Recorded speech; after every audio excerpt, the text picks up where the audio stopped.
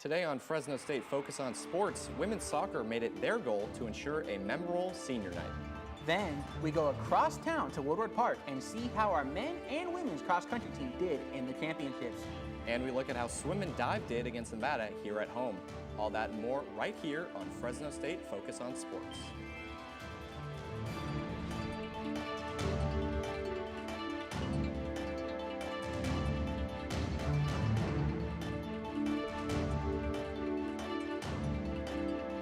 Hello and welcome to Fresno State Focus on Sports. I'm Finley Pendergast. And I'm Nicholas Cummins. This is your Focus on Sports.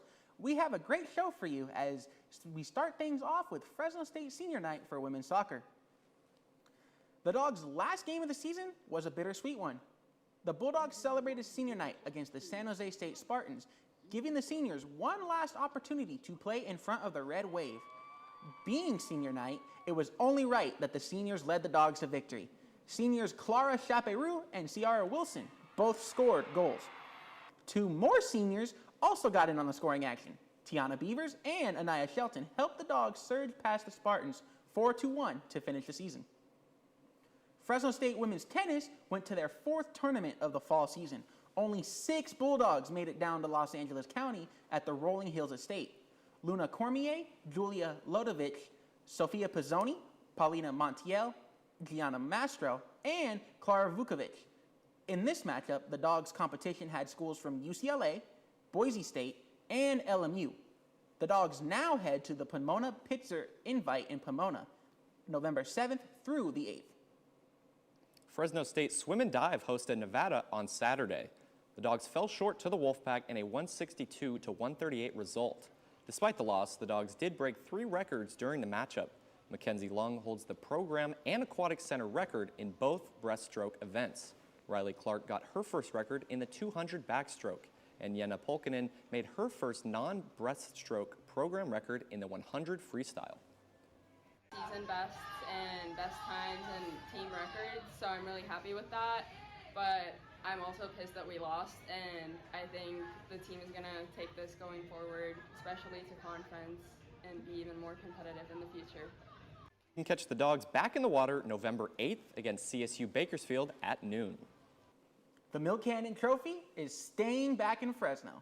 Fresno State beat the Broncos on the blue turf Saturday with a 30-7 win. The Dogs are now bowl eligible for the 5th season in a row. And the rushing attack is back. Running backs Elijah Gilliam, Bryson Donaldson, and Brandon Ramirez all scored a touchdown on the day. But that's not the only thing. The Dogs' defense also had a day, forcing 3 turnovers to cap off a 30-7 win. This is the 3rd and final bye of the season before returning home on November 15th to play the Wyoming Cowboys. Fresno State's equestrian team fell short to Baylor on Friday. During the first half of the meet, the Dogs did not put up any points against the Bears. However, the Bulldogs did make a comeback during the second half, dominating in horsemanship with a 4-0-1 win. With that turnaround in the second half, it was not enough for the Dogs to pull ahead of the Bears, resulting in a 5-12 loss. Halloween morning, the men's cross-country team hosted the Mountain West Championships at Woodward Park. This was the first time since 2014 the Bulldogs had a championship here in Fresno. The men ran the 8K and 10 runners represented Fresno State.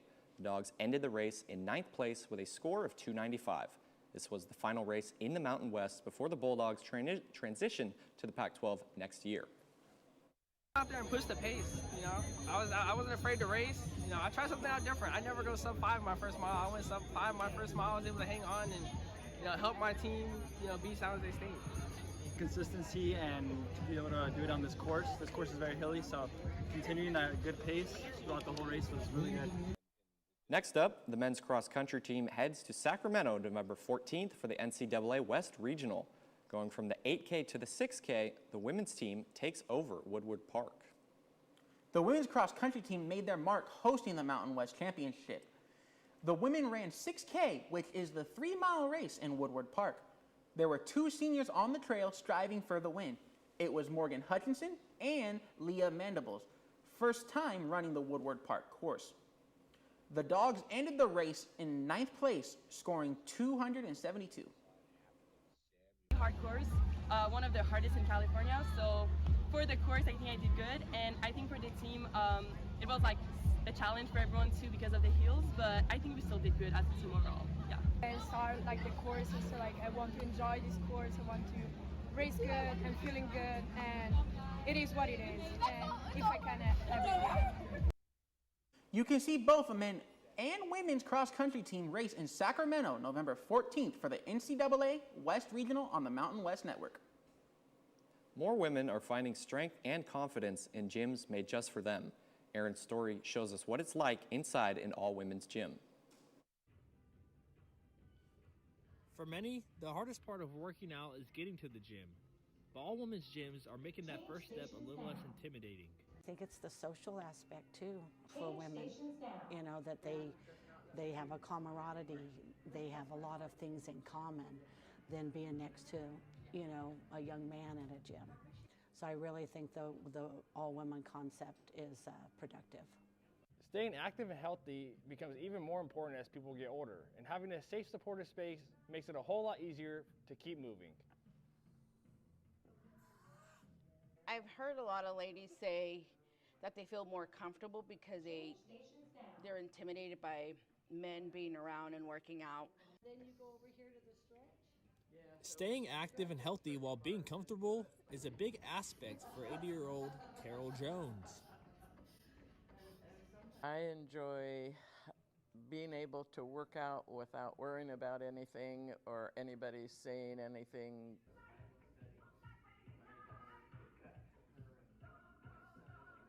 For many women, finding a place that feels safe and supportive is what turns a hard first step into a lasting healthy habit.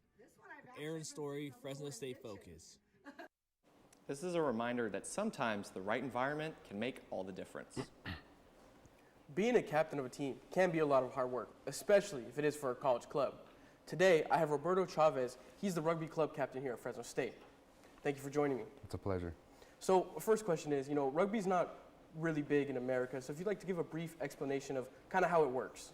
Yeah, so pretty much rugby is like football and soccer combined, except it's more of a brutal contact sport where we have no pads for protection. The only protection we technically have is a mouth guard.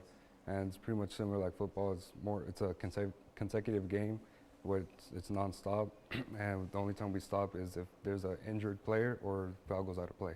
And the ball's also a little bit different. You have to hold it with two hands, and it's also only able to go backwards, isn't it? Yes, sir, it is. So if the ball ever goes forward, then it's considered a turnover, because in order to put the ball into play, we have to pass it backwards. As for it can be an advantage to the other team. Yep. I played a little bit of rugby for about 2 years. My favorite memory was when I went to San Francisco and it was pouring rain for a tournament, and I was all soaked in mud from tackling and running through the ball. So what's your favorite memory so far?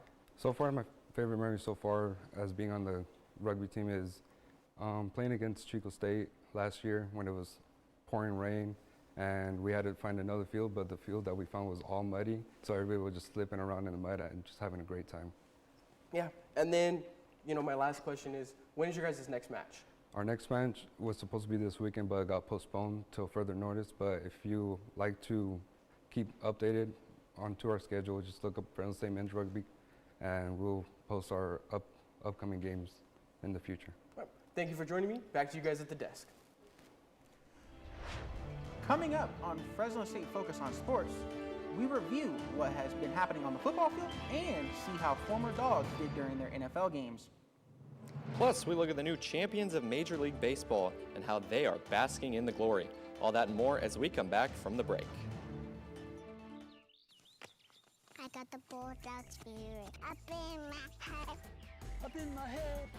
Up in my head. I got that bulldog spirit up in my head. Up in my head to stay. I got that bulldog spirit deep in my heart.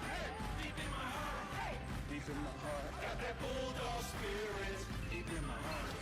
Deep in my heart to stay. I got that bulldog spirit down in my toes. Down in my toes. Down in my toes. I got that bulldog spirit down in my toes. Hey, down in my toes to stay. I got that bulldog spirit up in my head, deep in my heart, down in my toes. I got that bulldog spirit all over me to stay. I got that bulldog spirit deep in my heart. Deep in my heart, deep in my heart. Welcome back. In the world of college football, there were many surprises on Saturday.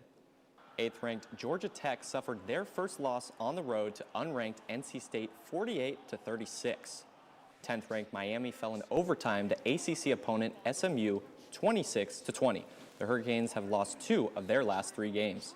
Arch Manning and Texas keep their playoff hopes alive as they beat top 10-ranked Vanderbilt at home 34-31. The Commodores' late push fell short despite a 21-point fourth quarter.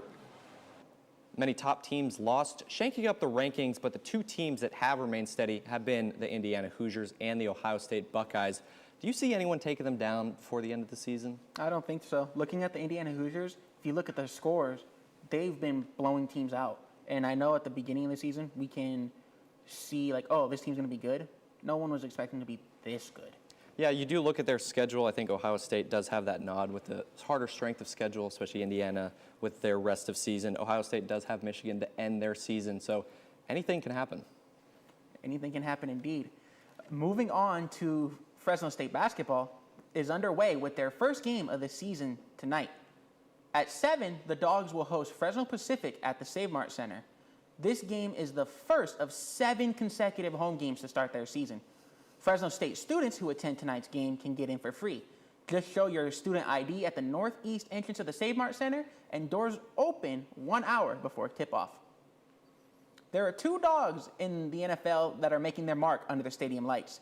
Davante Adams had 5 catches going for 60 yards and 2 touchdowns against my New Orleans Saints yesterday. The final score was 34 for the Rams, Saints 10.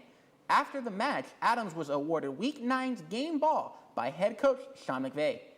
Also, Fresno native Torrey Horton with the Seattle Seahawks had 4 receptions for 48 yards and 2 touchdowns. The Seahawks faced the Commanders last night, winning 38-14.